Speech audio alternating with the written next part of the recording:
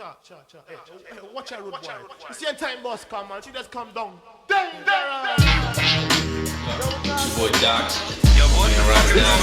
I'm going. RD, Shout to Sleep, Big Mike, Coltrane. Who else? That's it? There's only 5 members? There's only 5 members. I don't know, man. I mean, I haven't been here in a minute. Time you ever see all these random characters coming through in front of the camera, parading, making bold predictions. But like we're here on the inaugural Super 6 night, Showtime Super Middleweight tournament. We just got, as you can tell by my demeanor, I'm really feeling it right now. One of my comrades has fallen, and I don't think he's coming back.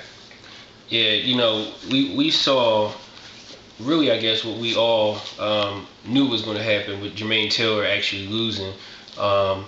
It was a shame that he lost like that. I think everyone said it jokingly that, you know, Jermain Taylor will probably find a way to lose this fight in the last couple of seconds, and it actually came to fruition. Unfortunately, you know, I thought that Authur Abraham was going to beat him, but I thought that Jermain Taylor had the tools to beat him. I mean, going into the fight, I told you this is Jermain's fight to lose. Right. You know what I'm saying? I know for a fact Jermain wasn't ahead on points, but I mean, everything, like you said, all the tools, all the intangibles, all the advantages in terms of size, speed, strength, all the differential pointed to Jermain winning. Right. And everybody, all the critics, everybody was basically saying that Jermain's stamina or lack thereof was going to be a problem in the latter rounds. Right. And it could end the way it ended. So it's like, I'm not surprised that happened, but it's just to see Jermain Taylor's career, and you know, and I mean, this is the first fight. This is stage 1, so he still has stage 2 and 3. So he has 2 more fights remaining in the Super 6 tournament. Sure. One's Ward and the other one's Kessler. I mean, Jermain, I don't know how he can improve from now on. I don't know what can be different. I mean, they took him to the hospital because he had a concussion. Jermain Taylor has officially become, believe it or not, the stepping stone of boxing. I mean, he went from an Olympian to beating one of the greatest middleweight champions ever. So he's a gatekeeper now? I mean, honestly, are you picking Jermain Taylor to beat anybody right at this point? No, but I'm saying, but right now, are you basically telling me you got a young prospect at middleweight or super middleweight, and to try to see what his medal's like, you put him in with Jermain Taylor? That's what he is now? I would say so. I mean, it's a shame, man, but you know, honestly, at this point in time, if you're Jermain Taylor team, would you tell him to encourage him to keep fighting? Well, he has to finish the tournament. I don't think he should finish the tournament. For what? For who? But he's going to get hurt. Listen, he's been knocked out 3 times since 2007. He's been knocked out by Kelly Padwick in 2007, late 2007. Been knocked out by Froch, all right, and then back-to-back knockouts. And they were bad knockouts. He's already told you he has problems with his stamina. And at the end of the day, you know, I mean, do you pick him? What do you think is going to happen if he fights Miguel Kessler? What do you think is going to happen when he fights, you know, well, he's not going to fight Froch again, but if he fights Andre Ward? Andre Ward is a little different because Andre Ward is not a puncher. So you know what I'm saying? But you never know what can happen with Jermain Taylor. Exactly. But he's vulnerable. That's my point. He's very vulnerable. Which the point I was trying to make earlier, we got into an argument about somebody in a striped shirt going into the ring, which had turned out to be Lou DiBella. Right. He said Lou DiBella didn't even wait till he was fully knocked down to enter the ring. I think that the people around Jermain Taylor, his handlers, his advisors, trainers, promoters, I know they know there's a problem there. Right. You know, and they know that this is a continuing trend. This is a continuing pattern. So me seeing Lou DiBella jump in the ring that early, it basically speaks to, in the back of his mind, he knew, damn, I should never have this dude in this tournament right now. Exactly, and that's my point. Like, if you're his handlers, you know, if you love him so much to jump in there, why let him get in there? Why let him get in there? You know what I mean? But what I'm trying to say is, I see this concern in his corner now.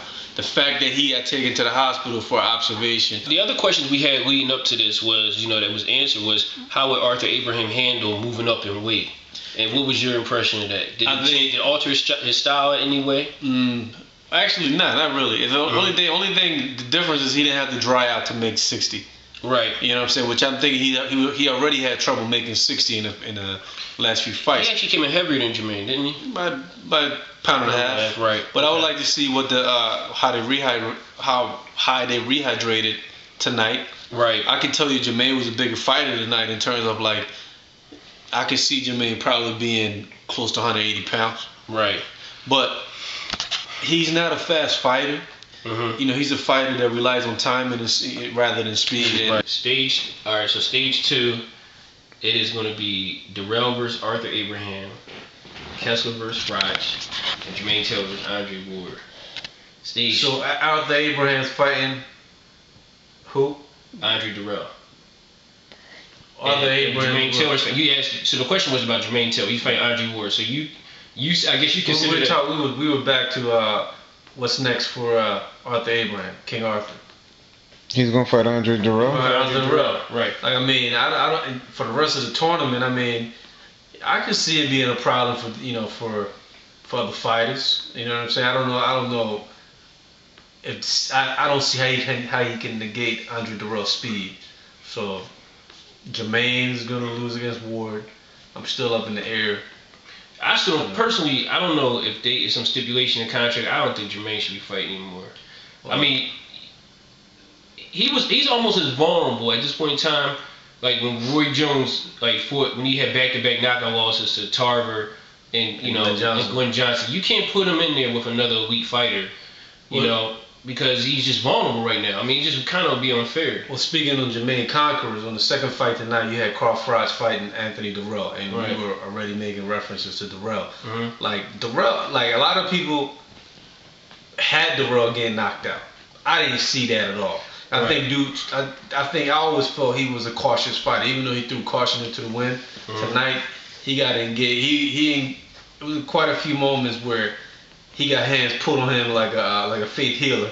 He shouldn't have been in those exchanges with your boy. He has some stamina issues too. He does. The thing about it, he did have stamina issues. The thing about it too is you got to remember, he's running around the ring against a puncher, but on top of it, he's never been 12 rounds before. You know, he never fought under those big lights. Exactly, and that does a lot too. That nervous energy does a lot. He kept on switching from southpaw to conventional to southpaw. I mean, there was a lot of things he did in there that, to me, might not prove to be the right thing against other fighters who can really expose it, like a Kessler. Right. You know what I'm saying? Kessler or Authur Abraham, he can't do that against Abraham or Kessler. Well, the thing about it about Dirrell is, let's take two things. One is, we knew going into the fight that he wasn't going to get a decision. That's number one. We knew that Jermain Taylor wasn't going to get a decision from that standpoint either. We knew that the U.S. fighters tonight were not going to get decisions if it went to the cards and it was close. And number two, we also knew the fact that, honestly, was that, if the fight went the distance, that it was going to be a lot of shadiness going on. Andre Dirrell boxed beautifully.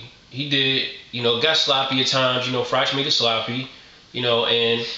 what could you say? At the worst, in my opinion, this fight should have been a draw. I had Froch winning the fight. Y'all truly think Carl Froch won that fight? I don't think Froch won that fight. I think Dirrell did enough to win that fight anywhere else. Like, if had he been on American soil, he wins that fight. The fact that he was in rowdy Nottingham, with the same type of fans that you mentioned Ricky Hatton has, he had a very, very incompetent referee in there, by the way, which should have been points taken on various instances against Froch. He was grabbing punching. You know what I'm saying? He was doing a lot of silly stuff. He grabbed dude, threw him to the floor. I mean, come on. He was not going to get a fair shake. And that's my point, guys. We talked about the intangibles in the beginning. I knew boxing-wise, Froch couldn't keep up with Dirrell, but let this be a lesson to everybody. Seriously, regardless of what sport you playing or where you go in life, honestly, you would not get home cooking being a visitor. When you have somebody hurt, or when you have an opportunity, step on the gas, man. He did step on the gas. Step on the gas. He stepped on the gas. He got to step on the hard. You trying to tell me that 11th round he didn't do what he's supposed to do in the 11th round? That's one round out of 12. And what happened in the 12th round? Man, he need to step on it more. He stepped on the gas. Yo, you got to knock him down. If you got him hurt, you got to knock him down more. My point is this. If it's 114, if you got it 114, listen to me. If you have it 114, 130, or whatever the score was, 115, 113, that's what it was, right? At some point in time, to me, if you get a knockdown, what's the fight then? It's a draw. All right, so you got it. So my point is, you got to be at your tip top. Yeah, but in all best. fairness, he didn't know what the score was. But my point, that's my point. So if you don't know what the score is, why come out here while saying I want to fight? But you gonna let him take a chance and get knocked out? Man, y'all obviously, dude was still getting through and landing some stupid shots. Let me tell you something, man. Again, if you listen, if you fighting away, and you know in history, let's look at Pernell Whitaker when he fought Ramirez the first time. We went to France, he got robbed. All right, robbed. All right. When you have somebody, you're not gonna go. I don't care who you are. You're not gonna go somewhere and be. And I don't care if you're a champion. I don't care if you got 3 belts and fight somebody in their own home area, hometown, and expect to get a decision. That's just not gonna happen. Well, I'm gonna tell you the reality of all of this. What came about from the night. Everybody's a believer in Dirrell now.